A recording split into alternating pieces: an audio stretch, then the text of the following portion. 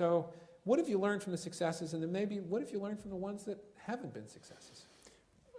Again, as I said at the beginning, experience is making mistakes and learning from mistakes. And unfortunately, as students, you haven't made many mistakes yet. If you've gotten to Oxford at this point in your career, the biggest risk is you probably haven't screwed up a lot. And so, the risk of that is when data comes across your desk that's inconsistent with your being successful, you're less likely to pay attention to it than if you've made a few mistakes. So I encourage you to make some mistakes. Actually, I've made plenty over the course of my career, and I think I've been very successful over time, but it's not been a straight line up. In fact, if I were a stock, it would look something like this after business school, and then, and so the concern is whether this is coming, But so far, we've the overall trend has generally been positive, but there are certainly bumps along the way. And JCPenney is a company that we invested in that we knew on the way in was a much higher risk situation than a Canadian Pacific. So JCPenney, for those of you who are not familiar, is a 112-year-old American sort of iconic retailer that's certainly way past its prime. It probably peaked 25 or 30 years ago. Again, another example, you had James Cash Penney, who founded the company. He died, I think, in the early 70s. And there's a pretty good correlation between when the founder goes and when the company goes. And part of that has to do with governance, which is a topic I'm sure we'll get to. But the time we invested, JCPenney stock was down from $80 to about $20 a share. It was trading at about 4 times operating income. It had lots of assets lying around in the company that were non-core assets. It had a very bloated expense base.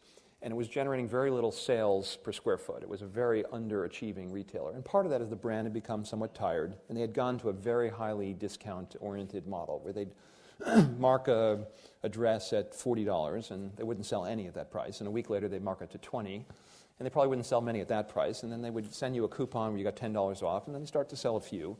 And then if you used your credit card, you got $4 off, and if you bought this moment, you get another $5 off. And eventually, it was $8 or whatever, and they sell a lot of them at that price. And but this was undifferentiated merchandise. And the thesis was this company has actually still a brand, well, faded, restorable. And because they were created over the last 112 years, they actually own about 112 million square feet of some of the best real estate in the shopping mall, in the shopping real estate industry. They own or have very long-term leaseholds at very low rents. And we said, look, this is a great platform to rebuild the company. And we bought a 16% stake in the company. I was invited to join the board. I joined the board with a friend who bought 10% along with us, so we owned together 26% of the company. We both joined the board. We were 2 of 11 directors. And the CEO was 64, and the board was very much focused on succession, as any board should be generally, but particularly when their CEO is in his mid-60s. And we helped the board with succession, and there was a candidate that kept surfacing as the best guy in retail. And this guy's name is Ron Johnson, and he had an ideal background. He didn't go to the Oxford Business School, but he went to Harvard Business School. And he graduated, he went to work for Mervyn's. His dream in life was to reinvent the department store. And Mervyn's was kind of a dying department store. It was acquired by Target. So he spent a few years at Mervyn's. He spent 10 or 11 years at Target, which is probably the best run U.S. discount department store.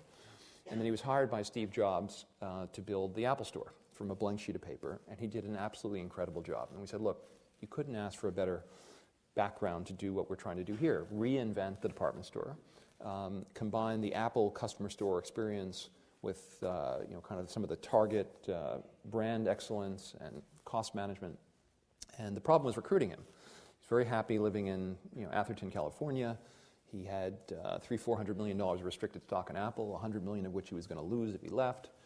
And he had kids who were in 13, 15 years old, in the middle of their, at a time when parents don't like to move. But I managed to convince him to take the job. And he walked away from $100 million of restricted stock. We gave him $50 million to make up for it, but he still took a loss when he took the job. And then he invested $50 million in 7-year options that he bought with his own money that he couldn't sell for 6 years. So I thought this is the absolute perfect thing. We have the best guy. We've got a great platform at a really cheap price. We have the perfect alignment of incentives. And I thought, it's done. But it didn't work. But it didn't work. And so Ron got started in November of 2011. And he proceeded to make a series of changes, many of them very favorable. Among them, he took a very hard look at the cost structure and found about $1 billion that he could take out of the cost structure of the business. We took a hard look at all the non-core assets, and we monetized about $600 million of the non-core assets. So far, so good. And then he launched a business plan to convert the JCPenney store into basically a mini shopping mall, a Selfridges type model where there were a series of brands, each of which would have their own kind of presence in the store. And then you'd have a consolidated checkout, with a wireless experience and sort of this Apple-like customer service experience. And he sold this idea to brands that heretofore wouldn't be willing to go into JCPenney. And the guy's very charismatic. It was a great idea. And he had a whole bunch of brands that he got from around the world who were excited about opening up inside JCPenney. And he went to work. But he made one very significant strategic mistake. This whole notion of what he almost called fraudulent pricing, this overpricing an item and then marking it down and coupons. He said, look, this is a waste of time. Let's just market at the price. The consumer knows the fair price. Because when you looked at those $40 dresses and $40 shirts, they all sold it for something like $12.30 on average, and very little sold at any other price. He said, let's just market at $12. The consumer understands value. We can save a huge amount of, the company had spent an enormous amount of man hours actually changing signs. If you think about how often they're constantly repricing and reticketing and changing signs, it made the stores look really cluttered. And, this sounded like a brilliant idea. And the Apple experience was not about testing. So instead of trying this out in 1 or 2 stores or in a region, he rolled it out across the country. And it failed. And the customer who had become accustomed to getting coupons in their Sunday circular, all of a sudden the coupons weren't there, and so they decided not to come. And we lost about 1/3 of our customers after about 12 months. And the great thing about a retail business, if you get it right, is this business has enormous operating leverage, right? Because you've got a substantial fixed cost base, but once you start generating additional sales, it almost all drops a lot of it drops to the bottom line. Well, only problem with leverage, as you learn in business schools, it works in reverse. Mm-hmm. And so all of a sudden the company was losing huge amounts of money after having spent a ton of money on capital, rebuilding and redesigning these stores.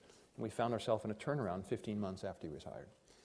And we had to replace him. And the lesson?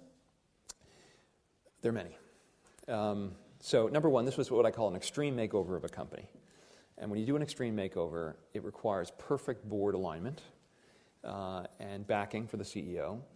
And we didn't have that. Number one, we were one of 11 directors on the board. And there was still had it worked perfectly from the beginning, there wouldn't have been a problem. As things got dicier, there was a divergence of opinion on the board of what to do and when to do it and who to hire. So I think that's one interesting lesson. I don't think I'll ever go on a board and be one of 11 anymore. I like going on with a mandate like in Canadian Pacific. Two, I think Ron is an incredible talent, but I don't think, like the students in the room, he'd ever made a mistake before. And I think it was, as the data kept coming back, Ron still had a lot of confidence it was going to work. And you've got to back your CEO and give him rope. And I think Ron will be, and I think he'd say this today, he'll be a much better CEO the next time because having had a big negative experience like this. I think third, retail is one of the businesses where you can really test, right? You can take a region, you can take a store, and you can try things out and rejigger them and test them. And I think, the Apple experience, Steve Jobs was all about the customer doesn't know what he or she wants. I know what the customer wants. And Steve Jobs, got it right. I think in retail, there's a kind of a saying, the customer knows what he or she wants. And I think you really have to listen to that. So while I still love the vision for JCPenney, I think it was right. I think the execution was difficult. To do something like that, and also in the public domain, right? This is a major change, and the company was constantly being harassed by the press, and Ron was attacked. I think it makes it difficult to make decisions in that kind of a public